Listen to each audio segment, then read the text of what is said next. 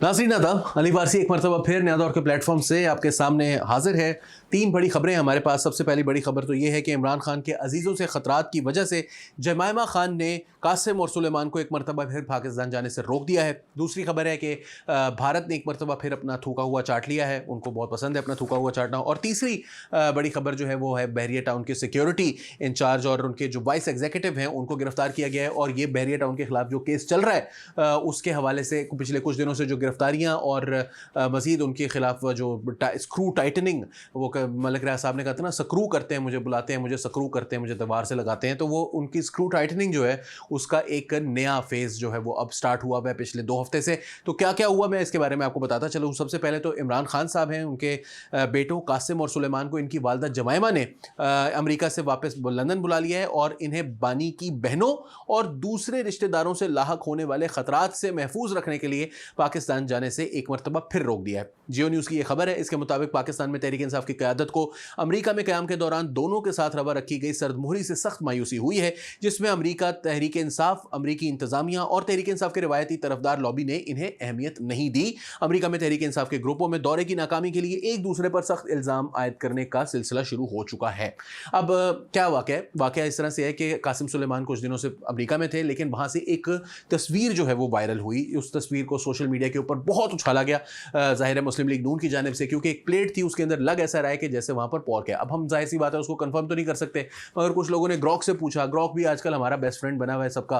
पाकिस्तान तहरीक इंसाफ ने पिछले 2-3 हफ्ते से ये कार्रवाई शुरू की हुई थी, अब वो नून लीग वालों ने भी सीख ली है। तो वो ग्रॉक से उन्होंने पूछा कि ये प्लेट में क्या रखा हुआ है। उसने कहा जी ये तो मुझे लग रहा है कि ये पोर्क है। तो अब ज़ाहिर मसला पड़ गया। कुछ पीटीआई वाले कह रहे थे पोर्क नहीं है, ये ऊँट का गोश्त है। समझ से बाहर है कि वाशिंगटन डीसी में उनको ऊँट का गोश्त कहाँ से ला कर दिया, या तो घर से लेकर गए थे या जैसे भी वो आया, और वहाँ पर बीफ मिलता नहीं है। बट हमें ये बात ज़ाहिर सी बात है असर्टन करने का कोई तरीका नहीं है, मगर जमायमा के दिमाग में ये बात ज़रूर होगी कि ये जिस तरीके से इस चीज़ को उछाला गया है ये तो अमेरिका में हो रहा था और इन बच्चों को कोई गाइडलाइंस मौजूद नहीं है इनके पास। जाहिर सी बात है वो कोई पाकिस्तान के अंदर तो पले बढ़े नहीं हैं, वो वहाँ पर यूके में कुछ भी खाते पीते हो, कौन उनके ऊपर इतनी कोई पब्लिक स्क्रूटनी में तो नहीं है वो। लेकिन यहाँ पर आते हैं और फिर उसके बाद इस किस्म की सियासी कैंपेन का उनको सामना करना पड़ता है। एक तो ये बहुत बड़ा मसला था क्योंकि यहाँ पर उनको गाइड करने वाला कोई था नहीं, and she could not trust her खालाज और फुप्पोज वगैरह एट्सेट्रा। माएँ जो होती हैं वो वैसे भी फुप्पियों से शाकी होती हैं, और ये तो ऐसी फुप्पियाँ हैं जिनकी वजह से वो समझती हैं कि उनकी तलाक का भी एक बड़ा वजह ये थी। तो जाहिर सी बात है कि ये उनके दिमाग में बातें मौजूद थी। सेकेंडली, बुशरा बीबी से भी उनको खतरा मौजूद रहता है हर वक्त। आपको याद होगा कि जब इमरान खान साहब वजीर आजम थे तो वो पिछले अपने पूरे 4 साल के अरसे के दौरान यूके का उन्होंने ऑफिशियल विजिट नहीं किया, क्योंकि वहाँ पर जाते तो कोई मसला होता उनको। दूसरी बात ये भी थी कि इमरान खान साहब जो है वो उनको मना था कि वो अपने बच्चों से नहीं मिल सकते। बच्चे फिर पाकिस्तान आए थे, एक दफ़ा आए थे वो कुछ देर के लिए। उनकी कोई पॉलिटिकल ट्रेनिंग नहीं है और ना ही वो कोई पॉलिटिकल किस्म के लोग हैं। सो जमायमा माइट हैव थॉट कि यार इनको दूर ही रखो, ये इसी काम पर लगे रहें। और वैसे भी यूएस के अंदर ये बात भी सच है कि कोई काम की चीज़ उनसे करवाई नहीं गई। वहाँ पर कोई स्पेशल उनकी एंगेजमेंट्स नज़र नहीं आई। जो 8 सेनेटर्स से वो मिले, उन सेनेटर्स में से बहुत सारे जो थे वो डेमोक्रेट्स थे, 1-2-3 जो रिपब्लिकन्स थे वो भी इतने कोई डोनाल्ड ट्रंप के करीबी नहीं है। और रिचर्ड ग्रेनेल के बारे में आप ज़रूर कह सकते हैं, क्योंकि देख लें उन्होंने भी एक जो है वो ज़रा ठंडा माठा मीठा सा ट्वीट करके एक तरफ हो गए। वो उन्होंने कोई ज़्यादा उसके ऊपर शोर नहीं मचाया, जैसे वो पहले तो हर वक्त free Imran Khan, free Imran Khan, free Imran Khan लिख रहे होते थे। तो वो चीज़ें हैं जिसकी वजह से अब वो नहीं आ रहे। चलते हैं अपनी अगली खबर की तरफ। भारत ने एक मरतबा फिर अपना थूका हुआ चाट लिया है। वो थूका हुआ चाटने की उनको कुछ आदत सी हो गई है। अब मामला ये है कि एसीसी ने जो मीटिंग हुई थी उसके बाद ये ऑलमोस्ट तय हो चुका है। भारतीय मीडिया खुद रिपोर्ट कर रहा है कि पाकिस्तान और बांग्लादेश के साथ उनके कुछ इख्तलाफात थे, मगर अब ये यूएई में होगा क्योंकि इनको खुश असलूबी से तय कर लिया गया है इन तमाम मामलात को। और जो होने जा रहा है यूएई के अंदर 9 सितंबर से 28 सितंबर तक ये टूर्नामेंट होगा। इसके अंदर 8 टीमें हैं, पाकिस्तान, इंडिया, बांग्लादेश तो हैं ही, श्रीलंका है, अफगानिस्तान है, ओमान है, हांगकांग है और नेपाल नेपाल है। तो टोटल 8 टीमें हैं। कहा यही जा रहा है कि पाकिस्तान और इंडिया भी एक ही ग्रुप के अंदर होंगे, क्योंकि इनको शौक भी बहुत है पाकिस्तान से खेलना। मैं कहता हूँ बेशरम लोग हैं खुदा की कसम। भाई तुमने खेलना है तुम पहले खेल लो, नहीं तुम इन दी एंड यूएई में खेलना है तुम खेल लो। अच्छा फिर मानो ही मत, कहो अच्छा यार नहीं होगा, एसीसी नहीं होगा, पैसे मरते मर जाए, लेकिन पैसा भी चाहिए हर वक्त। तो मामला कुछ इस तरह से। अब ये भी जो खुश असलूबी है वो भी ज़रा आपको बता दें हम कि वो क्या हुआ है। पाकिस्तान और बांग्लादेश तो पहले ही उनके सामने डट के खड़े हो गए थे। उन्होंने कहा हमने नहीं माननी, हर दफ़ा आपकी बात को बांधकर हम जो है वो आपकी बातें सुनते रहते हैं। लेकिन अब आपने ये बात तय कर ली है कि एसीसी के जो एशिया क्रिकेट कप है, एशिया कप है, वो यूएई में होगा पाकिस्तान से आपने मूव करवाया था बहुत सारे मैचेस को, अपने मैचेस को यूएई के लिए, जब अभी कुछ अर्से पहले चैंपियंस ट्रॉफी हुई, तो अब ये बात नहीं माननी पाकिस्तानी हुकूमत ने, और in the end Pakistan cricket board and Bangladesh prevailed. लेकिन प्रिवेल वो इस वजह से नहीं सिर्फ किया कि पाकिस्तान और बांग्लादेश साथ थे, बल्कि इस वजह से भी किया कि अफगानिस्तान ने भी अंदर खाते जो है वो इंडिया को ये कहा था कि आपको पाकिस्तान और बांग्लादेश की बात माननी पड़ेगी, क्योंकि हमारी हुकूमत की तरफ से हमें ऑर्डर्स हैं कि आपने साथ रहना है। और उसमें जो पाकिस्तानी गवर्नमेंट की कुछ अप्रोच किया गया था, बहुत कुछ अरसे से अप्रोच की कोशिश की जा रही है विद अफगानिस्तान, कोई कभी यूएपी रेलवे लाइन और कभी वैसे बायलैटरल जो बातें हो रही हैं, बातचीत हो रही है मुसलसल, और मोहम्मद सादिक जो पाकिस्तान के एम्बेसडर है वहाँ पर, वो बहुत सारी चीज़ें होने के बाद बिलाखिर पाकिस्तान को ये एक बड़ा, अब ये नहीं है कि अफगानिस्तान बिल्कुल अलग हो गया, लेकिन अफगानिस्तान जो है वो यकीनन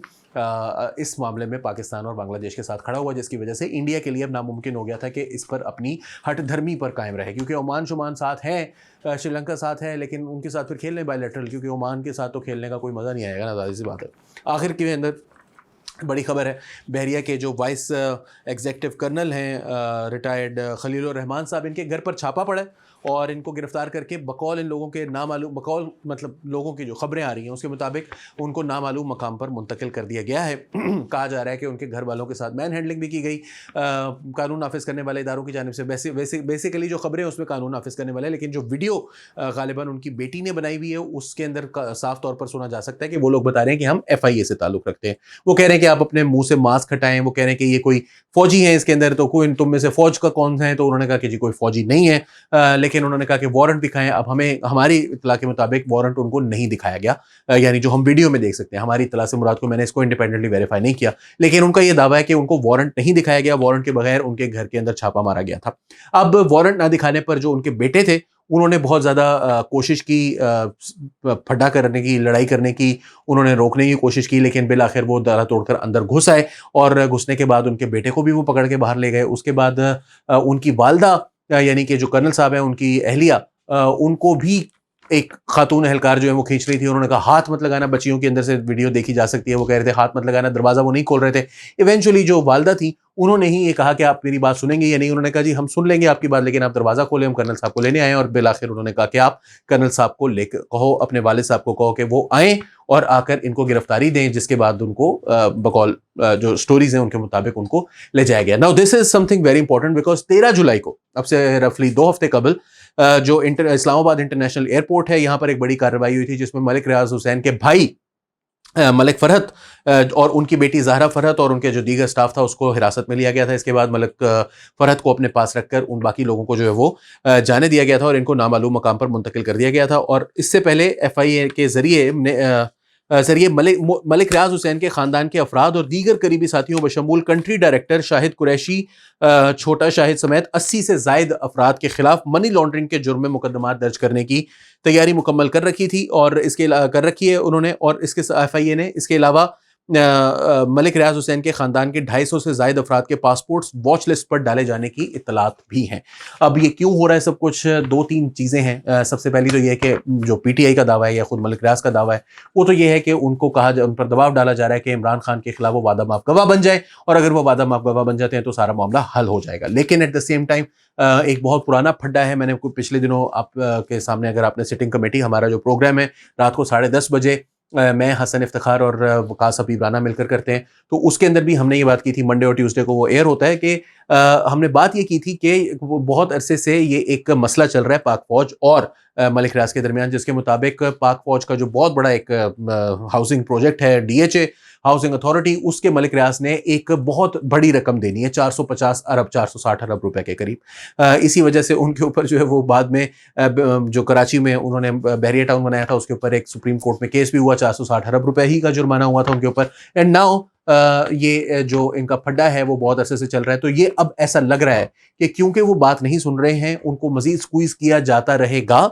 उस वक्त तक जब तक कि वो पैसे ना दे दें, या फिर वो, क्योंकि देखिए हमारा मसला ही है कि अगर वो कोई हमारे मुकम्मल इंडिपेंडेंस जो है वो आपके पास इस मुल्क के अंदर नहीं हो सकती। ये नहीं हो सकता कि आप हमारे फौज का मसल इस्तेमाल करें और फिर उसके बाद जब आप ज़रा थोड़े तगड़े हो जाए तो फिर फौज को जो है वो उसको टुच करें भी करना शुरू कर दें, उसके पैसे भी खा जाएं। तो 450 अरब रुपए भी हैं। साथ इमरान खान साहब वाला मामला भी है, क्योंकि मलिक रियाज जो है वो इमरान खान की कैंपेन को after vote of no confidence बड़ी हैवीली उन्होंने फंड किया। कई दर्जनों जलसों को उन्होंने फंड किया पाकिस्तान के अंदर। So all this has combined, और ज़ाहिर सी बात है कि मलिक रियाज की अब वो खुराका नहीं रही, तो ज़ाहिर है कि उनका मसला है। आसिम मुनीर जो है, he is unlike any other army chief in the history. पिछले 20-25 साल में ऐसा आर्मी चीफ नहीं मिला जो कि वरना कोई और होता, जनरल बाजवा वगैरह होते तो वो कब के इमरान खान साहब की जो ऑनस्लॉट था उसके खिलाफ, उसके सामने वो ढेर हो जाते। लेकिन आसिम मुनीर भी एक अछूती शख्सियत के हामिल हैं, जबकि इमरान खान साहब भी एक अछूती शख्सियत के हामिल हैं। मलिक रियाज पुरानी प्लेबुक के हिसाब से खेल रहे हैं, पुरानी प्लेबुक अब काम नहीं कर रही। फिलहाल के लिए अली वारसी को नया दौर के प्लेटफॉर्म से इजाज़त दीजिए। आदाब।